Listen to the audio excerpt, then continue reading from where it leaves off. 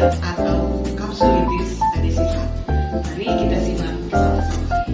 Shoulder atau capsulitis adhesiva adalah suatu kelainan sendi yang diakibatkan oleh adanya perlengketan antara kapsul sendi dengan tendon otot-otot bahu di sekitarnya. Perlengketan ini biasanya terjadi karena adanya peradangan pada salah satu tendon otot-otot bahu yang terjadi dalam waktu yang lama atau kronis. Kelainan ini mengakibatkan rasa nyeri dan kekakuan pada sendi bahu, sehingga membuat terbatasnya gerakan pada sendi bahu yang lama-kelamaan akan membuat menjadi sulit untuk digerakkan. Penyebab frozen shoulder belum diketahui secara pasti. Pada frozen shoulder, jaringan parut pada kapsul sendi yang berfungsi sebagai pelindung sendi mengalami penebalan dan mengalami peradangan. Disertai timbulnya perlengketan antara kapsul sendi dan tendon otot-otot di sekitar sendi bahu, yang pada akhirnya akan membuat terbatasnya gerakan bahu ke segala arah.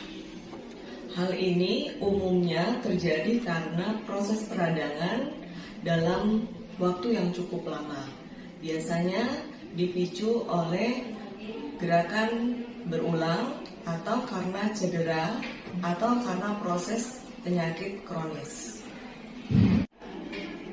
Faktor-faktor yang membuat seseorang lebih beresiko mengalami frozen shoulder ada 4, yaitu pertama, imobilisasi sendi bahu. Biasanya terjadi pada orang-orang yang tidak menggerakkan sendi bahunya dalam waktu yang cukup lama.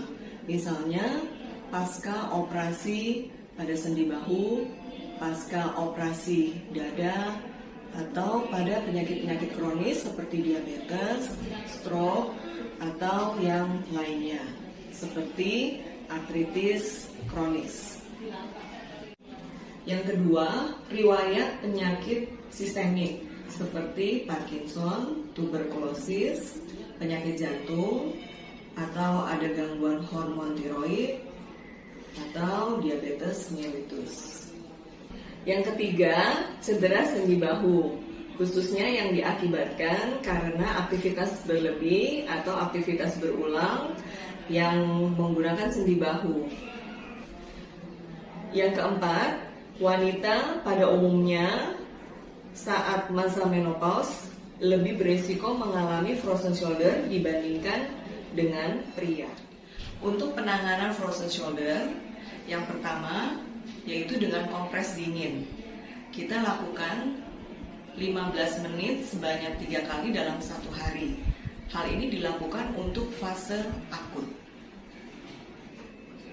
Penanganan yang kedua dengan terapi fisik modalitas transcutaneous electrical nerve stimulation atau dengan ultrasound diatermi atau bisa juga dengan laser. Yang ketiga, bisa juga kami memberikan analgetik atau obat pereda nyeri. Yang keempat, kita melakukan latihan lingkup gerak sendi untuk memperbaiki jangkauan gerak sendi bahu. Hal yang tidak kalah penting, kita juga harus melakukan latihan penguatan dan latihan peregangan pada sendi bahu.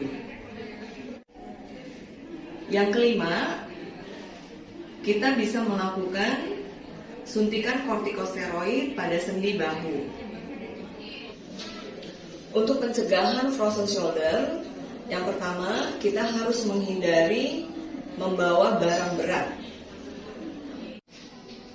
Yang kedua, kita bisa melakukan olahraga atau latihan yang dilakukan untuk mencegah frozen shoulder, seperti gerakan melingkar pada sendi bahu atau gerakan-gerakan yang lain yang mengikutsertakan sendi bahu.